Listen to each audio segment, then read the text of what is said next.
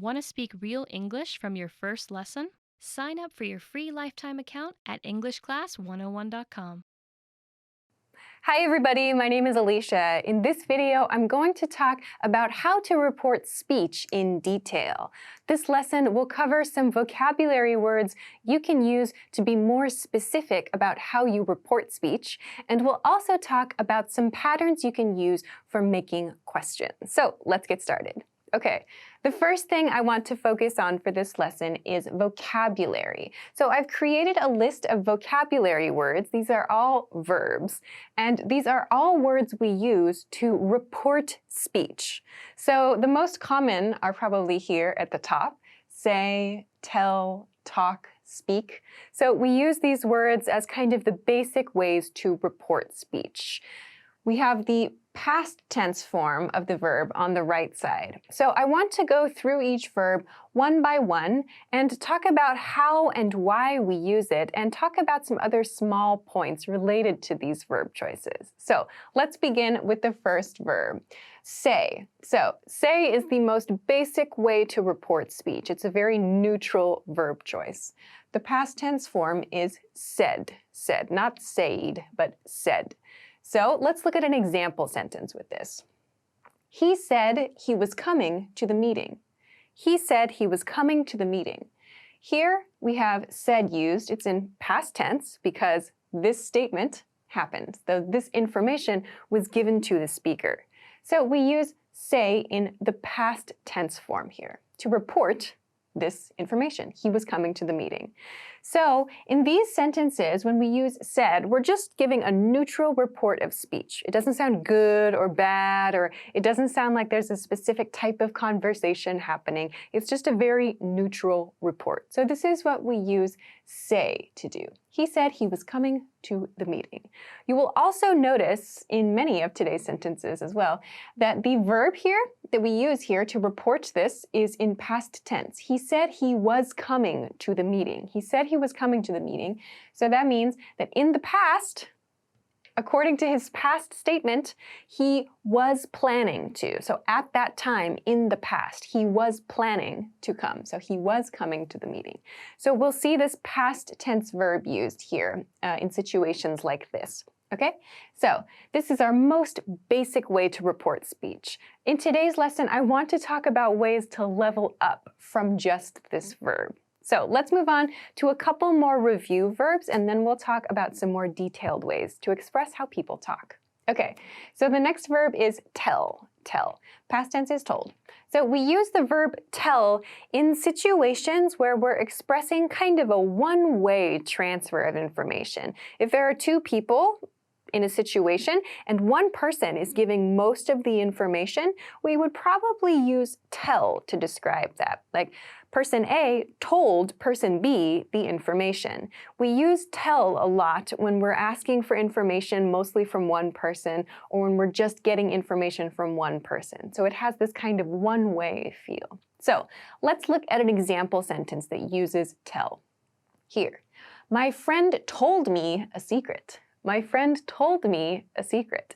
So here we have, again, past tense, my friend told me a secret. So this expresses that this situation is finished. This is done in the past. My friend told me a secret. So in this sentence, and with other uses of the verb tell, after this told, you'll see the recipient of the information, the person who received the information. In this case, it's me. My friend told me a secret. You could change this to change the recipient, like my friend told him a secret, or my friend told her a secret. My friend told us a secret. So you can change the recipient right here. So my friend told me a secret. Sounds like my friend did most of the talking, and I just listened to the secret. So this is what we use tell to do. Okay, let's go to the next verb, talk. Talk. So talk in past tense is talked. Talked. So let's take a look at an example sentence first here. I talked to him about the report yesterday. I talked to him about the report yesterday. So after talked, we have two preposition choices. We have to or with. People ask, like, what's the difference between the two? Generally, there isn't one, But if you want a little bit more of a feeling of a conversation, like two or more people talking together about something, you can use with. But generally speaking, to or with, both are fine to use here. A pronunciation point then too. I read this sentence very clearly. I talked to him. However, in everyday native speech, we make these sounds come together. I talked to him becomes I talked to him. I talked to him. So this talked is not clearly pronounced, this part, the end word, or the end syllable here. I talked to him about the report yesterday. So it becomes I talked to him. I talked to him. Or I talked to her. I talked to her. So talked to or talked with is like said. However, it's not just a report of something. When we say I talked to or I talked with someone, it's like it's showing there was a conversation, right? Here, in this case, the conversation is about the report. Yeah? So I talked to him about the report. Sounds like there was a conversation, but I don't need to share all the details. I just want to show that there was a conversation. I talked to him. We can express it with this verb, I talked to him. Let's compare talked to the next verb, which is speak, speak. In past tense, it is spoke, spoke. So let's look at the example sentence here. She spoke with us after lunch. She spoke with us after lunch. So the first question is, what is the difference between talk and speak? Generally, talk is a little bit less formal than speak. So we use speak in work situations or professional situations, more formal situations. And we also use the verb speak to talk about our language abilities, like he speaks English or she spoke Spanish yesterday. So for this lesson, I want to just consider that spoke or speak in the infinitive form. Spoke is more formal. We tend to use this in like professional situations. So talked would also be 100% correct in this sentence. She talked with us after lunch. Perfect. And the same rule applies to the preposition that follows the verb. Talked to and talked with were both okay here. The same is true here. She spoke to us or she spoke with us. Both are okay to use. Again, with sounds a little bit more like the conversation is happening together. So she spoke with us after lunch. So we can use this verb choice to make the sentence sound a little bit more professional. Okay, great. So let's move on now to the next group of verbs. The first one is ask, ask. And the past tense form is asked. Okay, so we use this when we need to make a question or we need to report that we asked a question. So let's look at the example. I asked my boss for some time off next week. I asked my boss for some time off next week. So here we have past tense asked, I asked, and after that is my boss in this case. So this is the person receiving the request. I asked my boss for. You'll notice this is the preposition used here. I asked my boss for some time off next week. We use this preposition for before a noun phrase. In this case, we have some time off. That's our noun phrase that's used here. You may also see to used here. I asked my boss to stop emailing me so much, for example. So if you have a verb that follows this, so if the request is about a verb, like to stop, or I asked my boss to do something, you need to use to, not for here. So for comes before your noun phrase. This part, after the verb, I asked someone for something, this part is the recipient of the request. A pronunciation point about this too. I said, I asked my boss, but in everyday speech, we don't pronounce it this clearly. I asked my boss becomes much, much shorter. It sounds like, I asked my boss for some time off last week. Okay, or next week, sorry. I asked my boss for some time off next week. So this asked is so quick. It sounds like I asked my boss, I asked my boss. So it's like the D sound gets very, very, very small. I asked my boss. So try to reduce this sound down. Not I asked my boss, but I asked my boss for time off next week. Okay, let's move on to the next verb, which is discuss. Discuss. This is a great verb to know for professional and business English. So, discuss and the past tense form discussed. Discussed. So, this is a nice, polite word that means we had a conversation, and it sounds kind of like a professional conversation. So, this is a great word to know for meetings and other kind of more formal discussions. So, let's look at the example sentence for this. Our team discussed some problems yesterday. Our team discussed some problems yesterday. So here we have past tense discussed, and we have a noun phrase after it, some problems yesterday. Okay, so our team discussed some problems yesterday means our team talked about some problems yesterday. So what's the difference between discussed and talked about? As I mentioned, discussed sounds more professional. It sounds more polite, a little more polished. So our team discussed some problems yesterday sounds a little bit more business-like. So you can use this word if you want to make it sound a little bit more professional, your sentence. Of course, I talked about it or our team talked about some problems is also great. It just sounds a little more casual. So it's up to you which you want to choose. Okay, great. So let's go to the last three in this first part of the vocabulary list. So the last three are here because they're actually verbs we use to describe how someone is speaking. So the first verb here is whisper. Whisper. To whisper means to talk in a very soft, very quiet voice. So here's an example. I'm whispering right now. I just whispered. So using a very, very quiet voice, this is called whispering. So the verb is to whisper. In past tense, it is whispered. So sometimes, especially when you're writing things, it can be really important to talk about how someone is speaking. So not just who they were talking with or if they had a discussion, but also how the person is speaking. So let's look at an example sentence. Let's leave soon, she whispered. Let's leave soon, she whispered. So we can imagine that this let's leave soon was said in a very, very quiet voice. Let's leave soon, she whispered.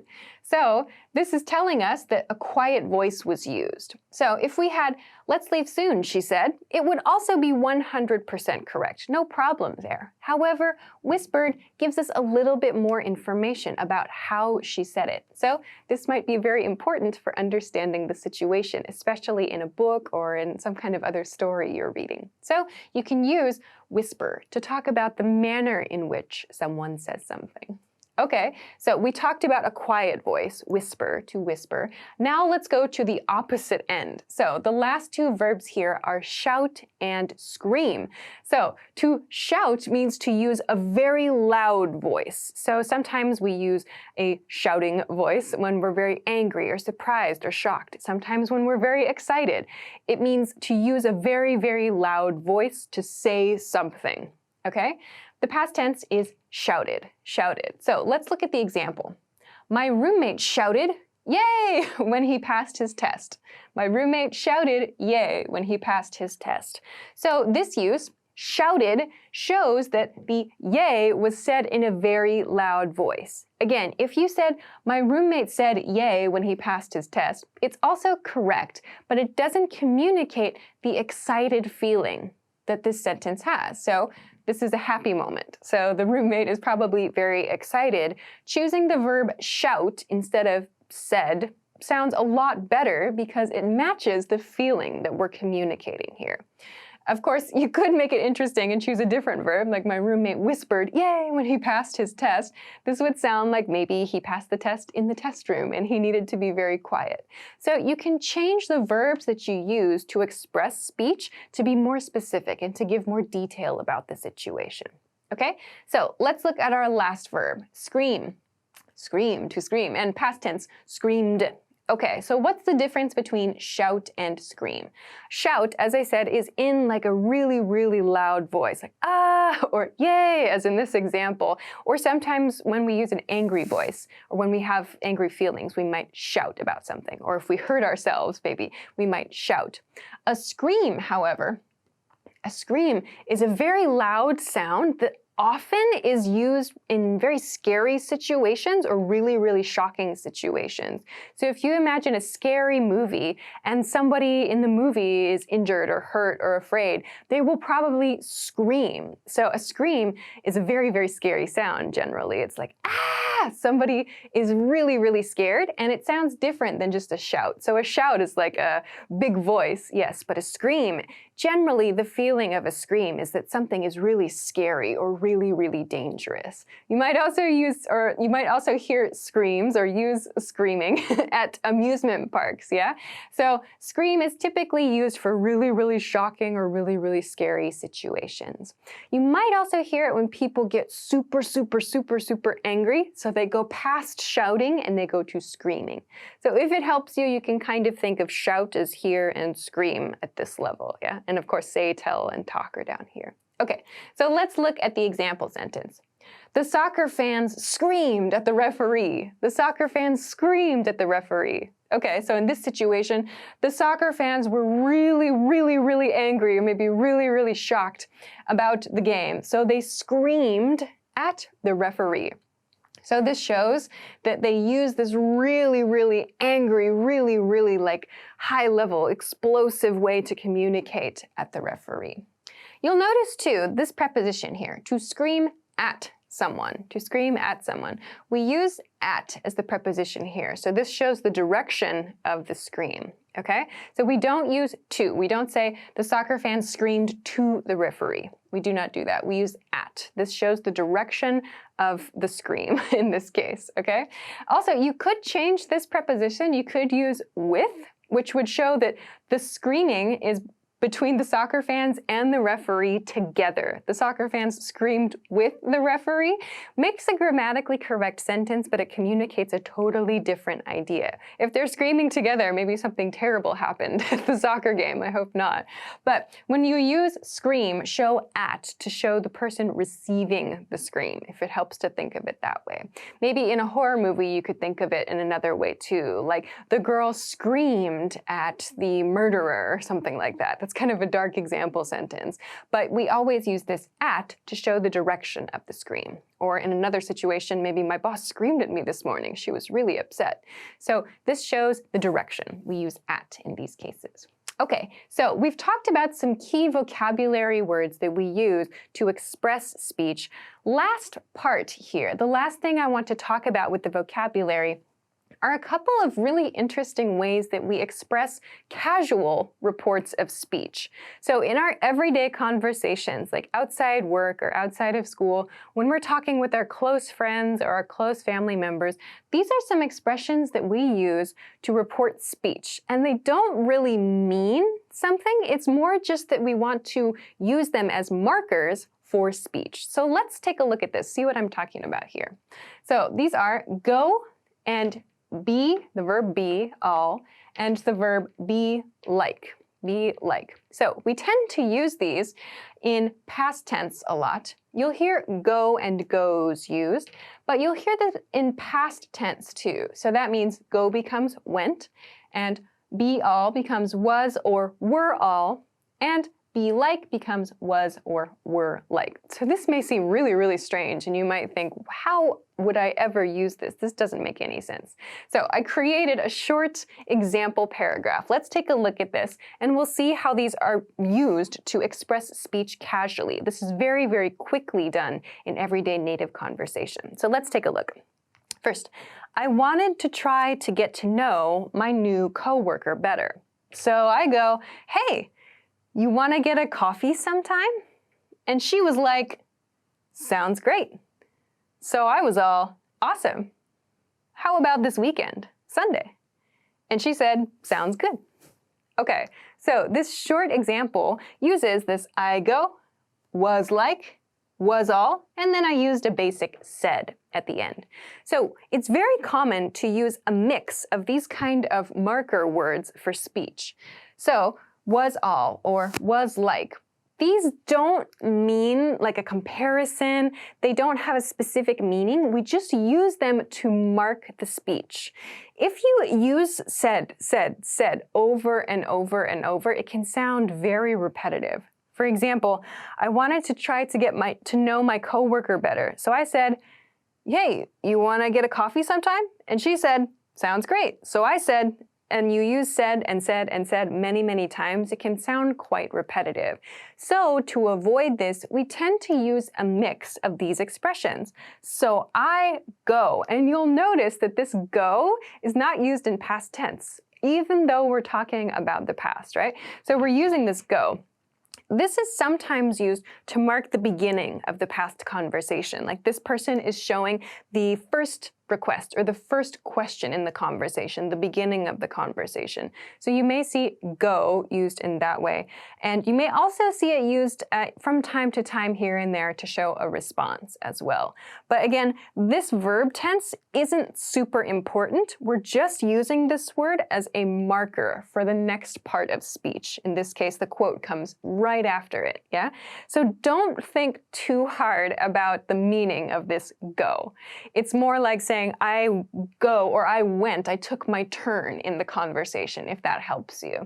So it's kind of like saying it was my turn, so I went next in the conversation. That's kind of how we use this go. Same thing with this was like and was all. So we're not comparing anything, we're not talking about parts of something. These are just speech markers, but they're very, very common. And if you watch English-speaking media, you will hear these all the time. They are so common. So definitely keep an ear out for these, listen for these. And they sound very, very fast. So I read this very slowly, but let's have a listen. Let's hear what they sound like at native speed. So I wanted to try to get to know my new coworker better. So I go, hey, you want to get a coffee sometime? And she was like, sounds great. So I was all, awesome. How about this weekend, Sunday? And she said, sounds good. So these was like and was all parts become very short. And she was like, and she was like, and I was all. So these sound very, very short. But because we're so used to using these to mark our speech, they sound very natural to us after a while. So try to listen for these when you watch US or any other kind of English-speaking media. We use these words a lot in American English to mark our speech, and you will definitely hear it throughout your studies. So I definitely recommend you take some time to get familiar with these sounds and how to use them yourself. Okay, so with our vocabulary done, I want to finish this lesson by looking at some questions. So we can use question patterns when we report speech and when we want to ask about speech too. So of course, this lesson is about reporting speech in detail, yes, but we also need to have questions ready too to continue the conversation about speech. So let's take a look at a couple of grammar points that we can use to help us do this. The first point is embedded questions. Embedded question. What is an embedded question? An embedded question is a question inside another question. So here's a really good example of a very common type of embedded question. It's the do you know question. Do you know? Okay, so we ask do you know plus something when we need information from another person. For example, do you know where my keys are? Do you know where my keys are? Or do you know who has my bag? Do you know who has my bag? Or do you know what the password is? Do you know what the password is? And one more, do you know when the meeting is? Do you know when the meeting is? So you can see a pattern here, maybe. These start with these WH questions. Where, who, what, when, in this case.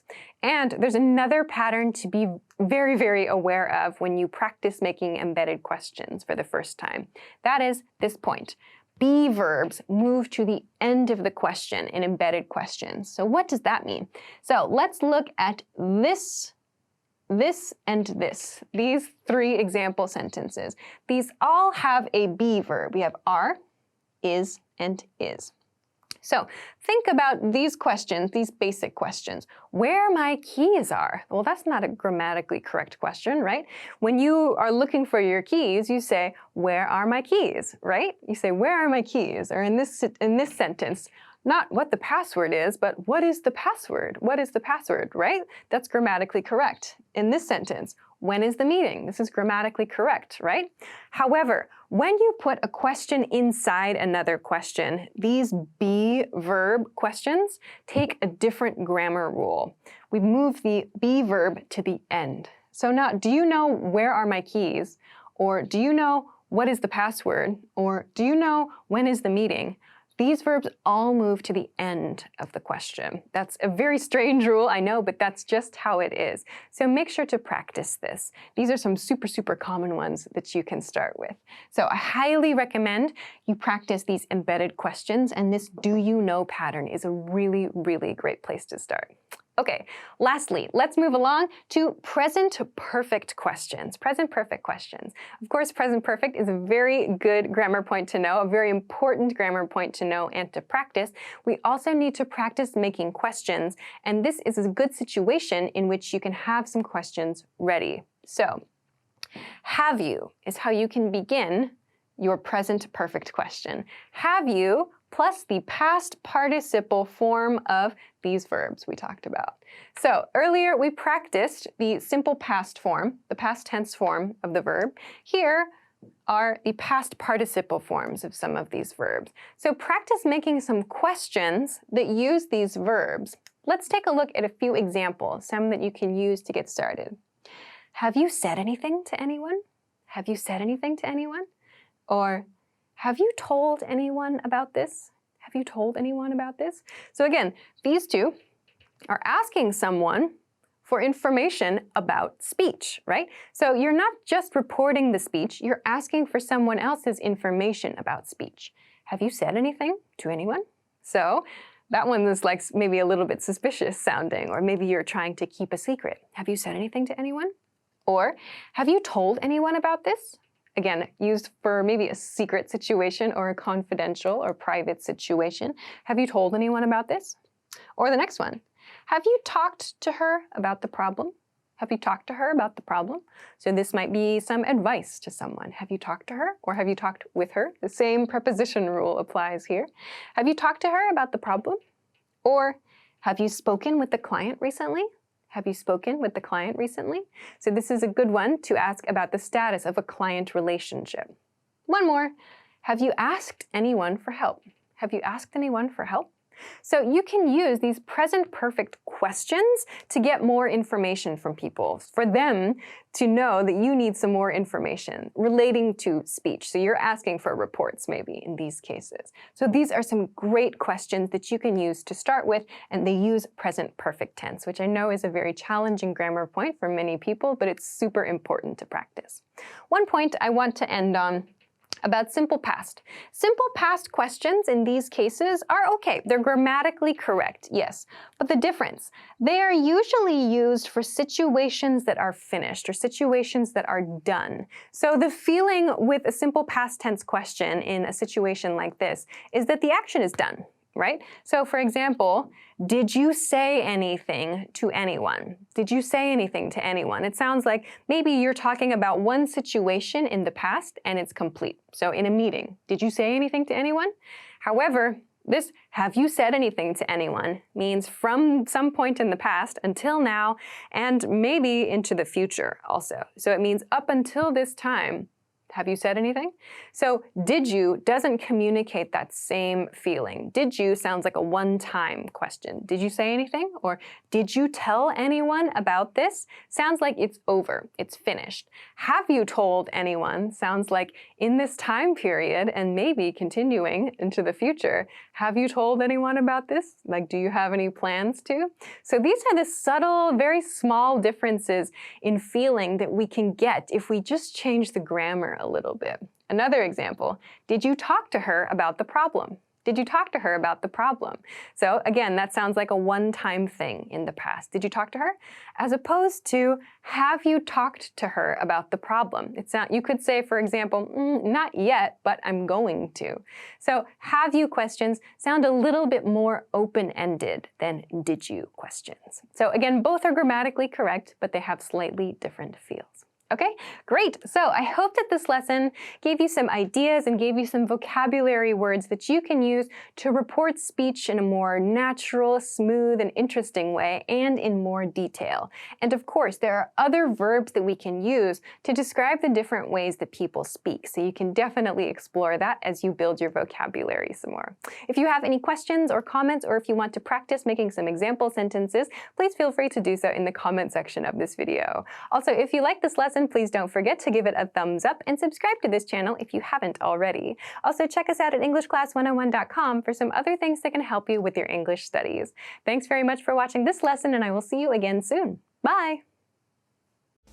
Want to speed up your language learning? Take your very first lesson with us. You'll start speaking in minutes and master real conversations. Sign up for your free lifetime account. Just click the link in the description.